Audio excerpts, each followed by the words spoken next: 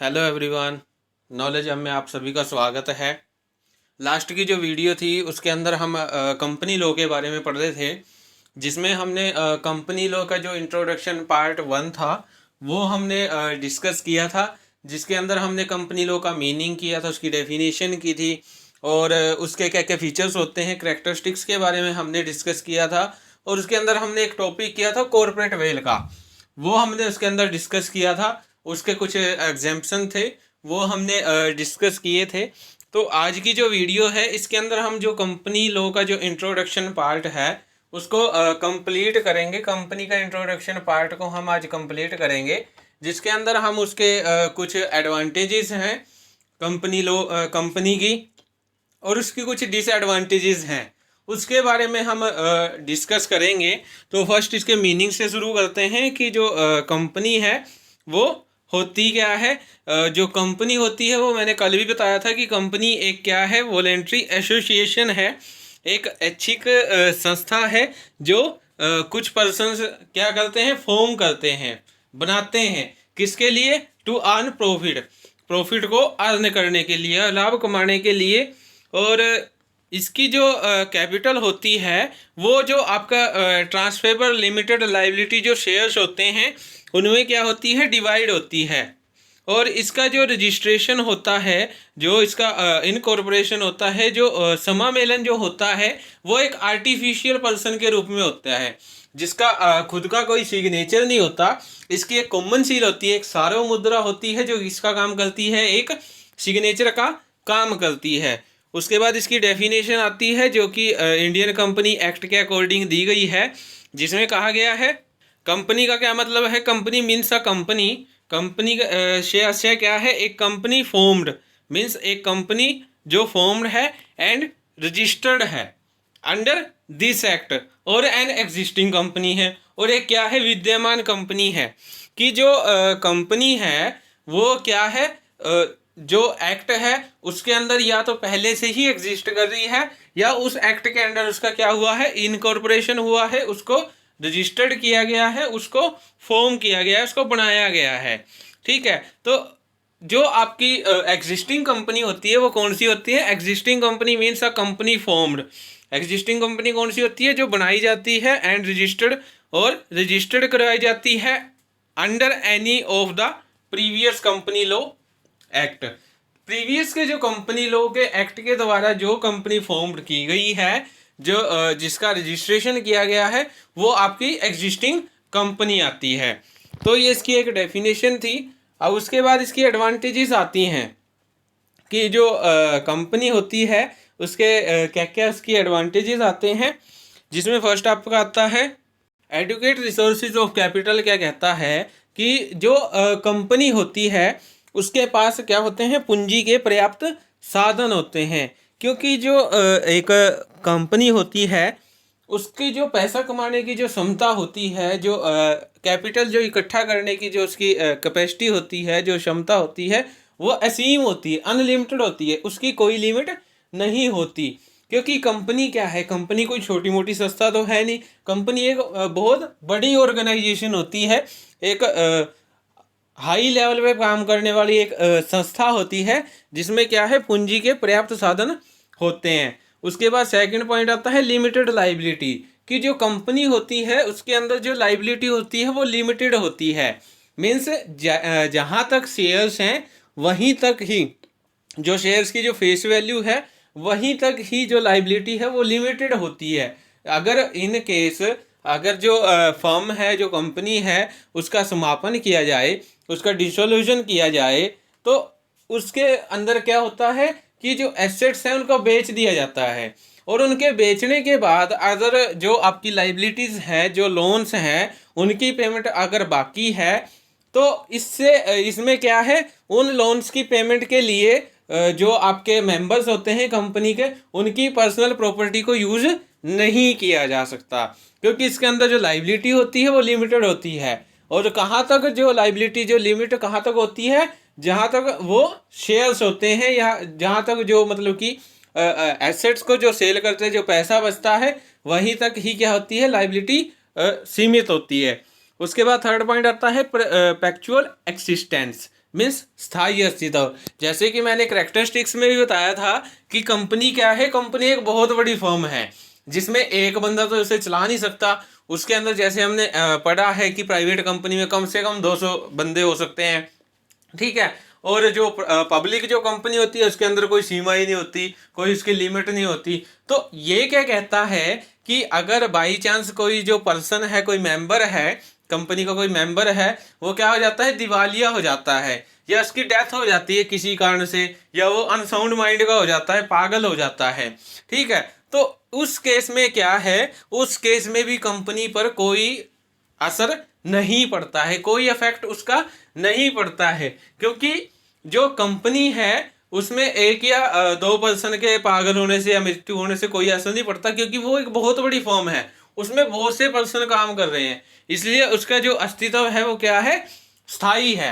Means अगर एक person की मृत्यु हो जाती है तब भी वो निरंतर रूप से काम करती रहती है, कंटिन्यूसली वो अपना वर्क करती रहती है। उसके बाद फोर्थ पॉइंट आता है ट्रांसफरेबिलिटी ऑफ शेयर्स, अंशों का हस्तांतरण। कि जो कंपनी है वो जो उसके जो शेयर्स होते हैं वो उनको ट्रांसफर कर सकती है, किसी तीसरे पर्सन को ट्रांसफर करती है। लेकिन जो प्राइवेट कंपनी होती है उसमें रेस्ट्रिक्शंस होते हैं कि वो अपने अंशों को ट्रांसफर नहीं कर सकते। लेकिन एक पब्लिक कंपनी के अंदर जो एक पर्सन होता है वो जब चाहे अपने अंशों को क्या कर सकता है, ट्रांसफर कर सकता है।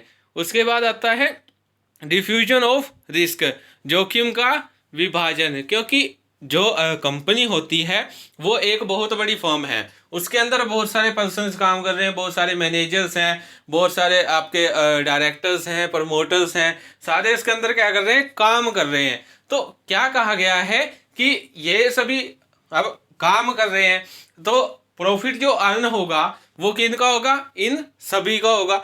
लाभ अगर जो प्रॉफिट है वो डिवाइड होगा, वो जो आपके प्रमोटर्स हैं, जो मैनेजर्स हैं, जो डायरेक्टर्स हैं, जो शेयर होल्डर्स हैं, उनके बीच में क्या होगा, डिवाइड किया जाएगा, ठीक है। लेकिन अगर लॉस होता है तो लॉस भी किसके अंदर डिवाइड किया जाएगा, जो प्रॉफिट में अपना पार्ट रखता है वो लॉस में भी उसका पार्ट जरूर होगा। तो इसके अंदर जो रिस्क होता है वो बंट जाता है, वो एक पर्सन के ऊपर नहीं आता कि रिस्क एक ही पर्सन उठाएगा, लॉस एक ही पर्सन उठाएगा। इसके अंदर जितने भी प्रॉफिट अर्न करते हैं, जो जिसका भी प्रॉफिट के अंदर शेयरिंग रेशियो है, उसको लॉस भी जरूर सहन करना पड़ता है, ठीक है। तो इसमें क्या होता है, इसमें जोखिम क्या हो जाता है, विभाजित हो जाता है, डिवाइड हो जाता है, ठीक है। उसके बाद सिक्स्थ पॉइंट क्या कहता है, incentive to large scale production, बड़ी मात्रा में उत्पादन को प्रोत्साहन। जैसे कि जो कंपनी होती है वो बड़े बड़े शहर में काम करती है और बड़े बड़े हाई स्केल पे वो क्या करती है, प्रोडक्शन करती है, ठीक है। तो जो कंपनी होती है उसके पास क्या होता है, पूंजी के पर्याप्त साधन होते हैं, ठीक है। जैसे हमने पढ़ा ना, एडुकेट रिसोर्सेज ऑफ कैपिटल होते हैं, ठीक है। या एक आधा पर्सन अगर उसमें से कोई चला जाए तो भी उस पर असर नहीं पड़ता, ठीक है। और कंपनी के पास क्या है, धीरे धीरे क्या है, बहुत ज़्यादा पैसा इकट्ठा होता चला जाता है। क्यों, क्योंकि कंपनी के पास जो कैपिटल आती है वो हर एक मतलब कि जिस देश में वो स्टैब्लिश है उस देश के हर कोने से उसके पास कैपिटल आती है, पैसा आता है, ठीक है। तो जिससे क्या होता है कि वो धीरे धीरे क्या करती है, जो उसकी प्रोडक्शन है उसका जो स्केल है वो क्या कर देती है, बढ़ा देती है। उसके बाद सेवंथ पॉइंट आता है पब्लिक कॉन्फिडेंस, की जनता का विश्वास। तो जो कंपनी होती है वो बाकी जो ऑर्गेनाइजेशंस जो होते हैं, बाकी जो संगठन जो होते हैं, उनसे ज़्यादा तेजी से वो जनता को खुद पे विश्वास दिलवा लेती है।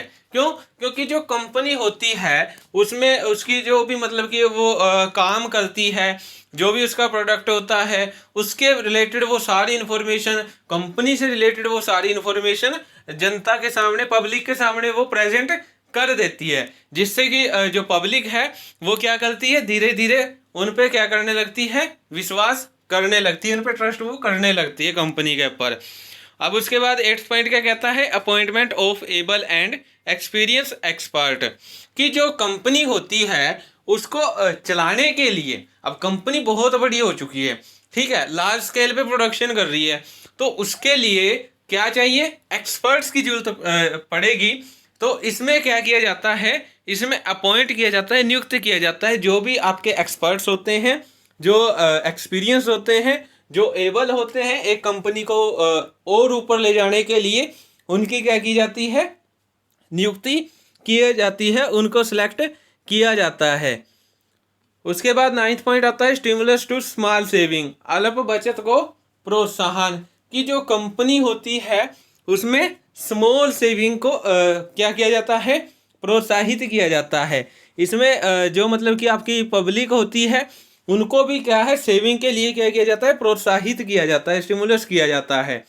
उसके बाद 10th पॉइंट आता है डेवलपमेंट ऑफ मैनेजमेंट प्रोफेशन, प्रबंध का पेशे के रूप में। कि जो आपकी कंपनी होती है वो क्या होती है, एक संस्था है, ठीक है, जिसको चलाने के लिए एक तकनीकी ज्ञान की जरूरत होती है, टेक्निकल नॉलेज की जरूरत होती है, ठीक है, और कुशलता की जरूरत होती है, एफिशिएंसी की जरूरत होती है, विशिष्ट स्पेशल नॉलेज की जरूरत होती है, ठीक है। तो इसीलिए कहा गया है कि जो मतलब कि आपकी जो कंपनी होती है उसको चलाने के लिए क्या करते हैं, जो भी मैनेजमेंट होता है वो क्या करता है, प्रोफेशनल मैनेजर्स को ये काम देता है कंपनी को आगे बढ़ाने का, जो क्या होते हैं, बहुत ही एफिशिएंट होते हैं, उनकी स्किल्स अच्छी होती है, उनकी नॉलेज अच्छी होती है, ठीक है। तो इसमें क्या कहा गया है कि कंपनी जो है वो एक प्रबंध, एक पेशे के रूप में, एक प्रोफेशन के रूप में भी क्या करती है, काम करती है, ठीक है। धीरे धीरे इसका क्या होता रहता है, डेवलपमेंट होता रहता है। तो ये इसके कुछ एडवांटेजेस थी कंपनी के, कुछ लाभ थे इसके, जॉइंट स्टॉक कंपनी जो आपकी होती है। अब उसके बाद इसके डिसएडवांटेज आते हैं कि जो कंपनी है उसके क्या क्या इसकी हानियां हो सकती हैं, जिसमें फर्स्ट आता है डिफ़िकल्टी इन फॉर्मेशन, स्थापना में कठिनाई। क्योंकि जो कंपनी होती है ये तो है नहीं कि एक दिन में ही स्टेब्लिश कर दी, तो इसके अंदर क्या है, जैसे पार्टनरशिप फर्म है, पार्टनरशिप फर्म में क्या है, 2 पर्सन है या 2 से ज़्यादा हैं, वो आपस में मिलते हैं और काम को शुरू कर लेते हैं। लेकिन कंपनी जो होती है, कंपनी में बहुत सारे क्या कर जो मतलब कि लीगल फॉर्मेशन बहुत करनी पड़ती है, बहुत से डॉक्यूमेंट्स इसमें क्या करने पड़ते हैं, रजिस्टर करने पड़ते हैं, तरह तरह की फाइल इसमें तैयार करनी पड़ती है, प्रिलिमिनरी एक्सपेंसेस इसके अंदर करने पड़ते हैं, ठीक है। तो जो मतलब कि कंपनी की जो स्टैब्लिशमेंट की जो प्रोसेस है वो बहुत लंबी है, जिसके कारण क्या होता है कि इसकी स्थापना में बहुत ज़्यादा क्या आती है, कठिनाई आती है। उसके बाद सेकंड पॉइंट क्या कहता है, फ्रॉड बाय प्रमोटर्स, प्रवर्तकों द्वारा छल कपट। कि कई बार क्या होता है कि जो प्रवर्तक होते हैं, जो प्रमोटर्स होते हैं, प्रमोटर्स कौन होते हैं, जो कंपनी का क्या करते हैं, निर्माण करते हैं। अब वो क्या करते हैं कि धीरे धीरे वो क्या करने लगते हैं, उसके कंपनी में फ्रॉड करने लगते हैं। मीन्स जो इनकम होती है उसको दिखाते नहीं है, या जो भी मतलब कि प्रॉफिट जो अर्न किया है उसको नहीं दिखाते, या फिर जो प्रोस्पेक्टस जो वो तैयार करते हैं उसमें कुछ बढ़ा चढ़ा कर उन्होंने लिख दिया कि कंपनी ऐसी है, कंपनी ऐसी है, ठीक है। तो वो क्या करते हैं कि उसके अंदर मिस रिप्रेजेंटेशन करते हैं, ठीक है, वो फ्रॉड का सहारा लेते हैं, कपट का सहारा लेते हैं, ठीक है। तो ये क्या है, ये भी एक कंपनी के लिए डिसएडवांटेज मानी जाती है।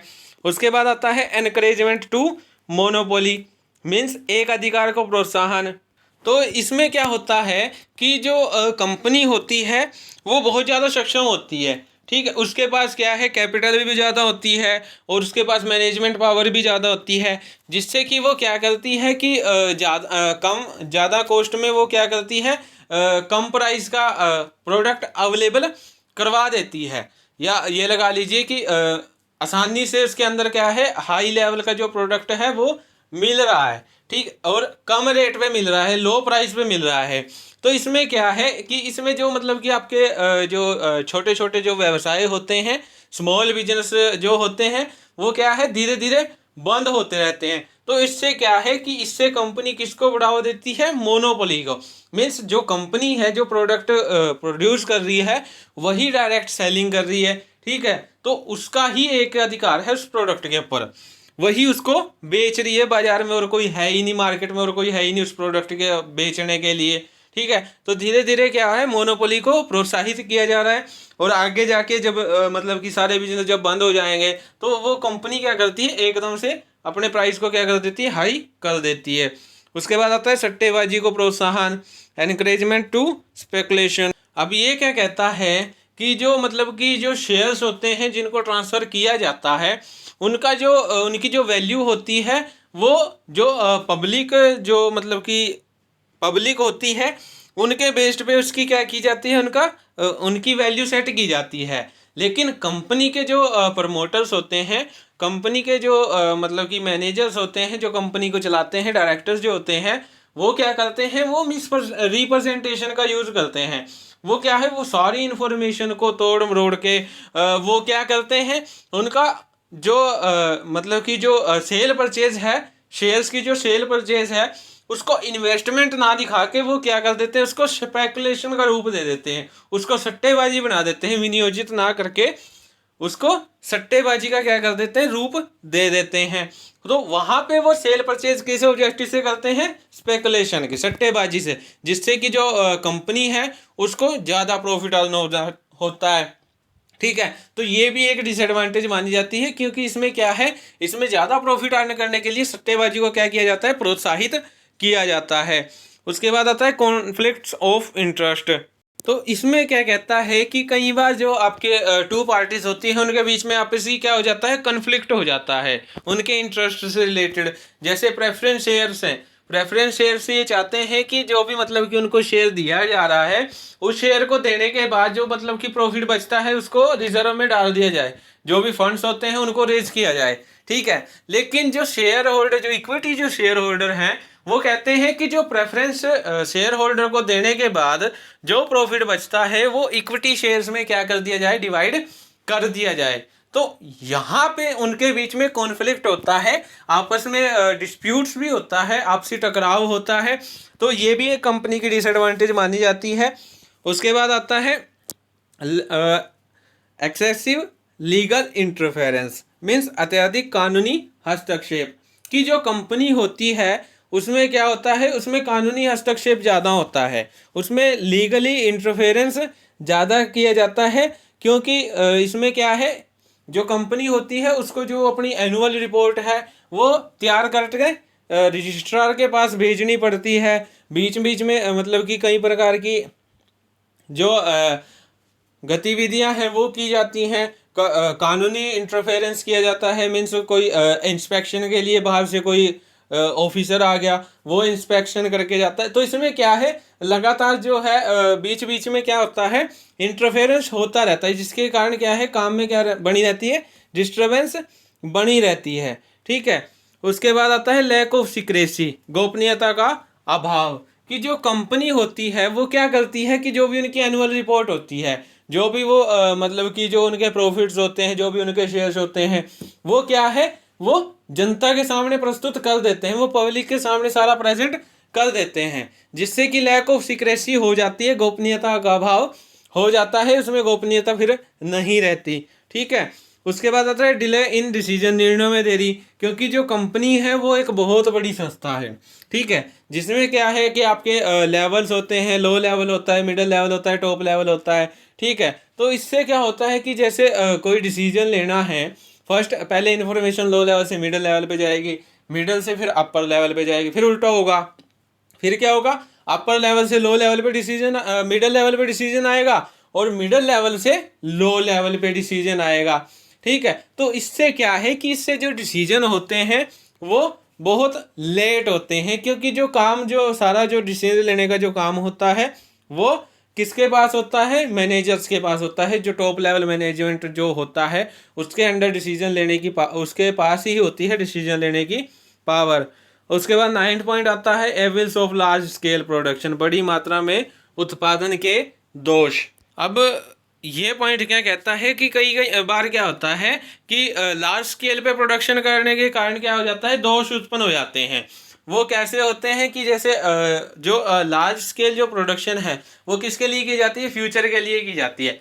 और फ्यूचर क्या होता है, अनसर्टेन होता है, क्योंकि कुछ नहीं पता होता। जैसे हमने प्रोडक्ट का जो लार्ज स्केल पे हमने क्या किया है, किसी प्रोडक्ट को क्या किया है, प्रोड्यूस किया है, लेकिन उससे भी अच्छा क्या है, प्रोडक्ट मार्केट में आ जाता है प्रोडक्शन करने के बाद, तो वहाँ पे जो है कंपटीशन बढ़ जाता है। तो जो वो प्रोडक्शन है वो क्या हो जाती है, सारी खराब हो जाती है, क्योंकि जो न्यू प्रोडक्ट है वो ज़्यादा बिकने लगता है, वो ज़्यादा अच्छे से अपना इम्प्रेशन कस्टमर के ऊपर जमा लेता है और कस्टमर्स को अपनी ओर अट्रैक्ट करता है। ठीक है, उसके बाद 10th पॉइंट आता है करप्शन, भ्रष्टाचार।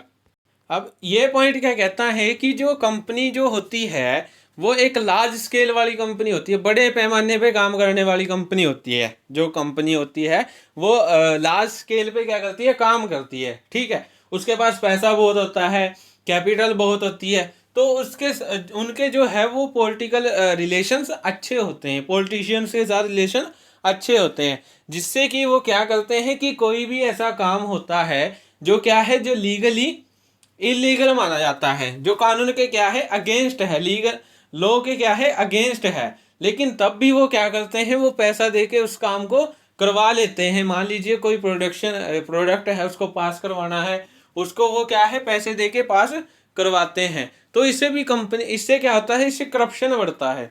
ठीक है, सारा जो मतलब कि जो सिस्टम होता है वो करप्ट हो जाता है। ठीक है, तो ये भी एक कंपनी के लिए डिसएडवांटेज मानी जाती है। तो ये इसकी कुछ डिसएडवांटेज थी, कंपनी की कुछ हानियाँ थी। तो आज की जो वीडियो थी इसके अंदर हमने कंपनी लॉ के मीनिंग के बारे में पढ़ा, उसकी डेफिनेशन क्या होती है उसके बारे में हमने डिस्कस किया, उसके बाद हमने उसके क्या क्या बेनिफिट्स होते हैं उसके बारे में हमने डिस्कस किया, और लास्ट में इसकी डिसएडवांटेज के बारे में हमने डिस्कस किया कि जो कंपनी है उसकी क्या क्या हानियाँ हो सकती हैं, क्या क्या उसकी लिमिटेशंस हो सकती हैं, क्या उसकी सीमाएं हो सकती हैं। सो आज की वीडियो में हम इतना ही करेंगे।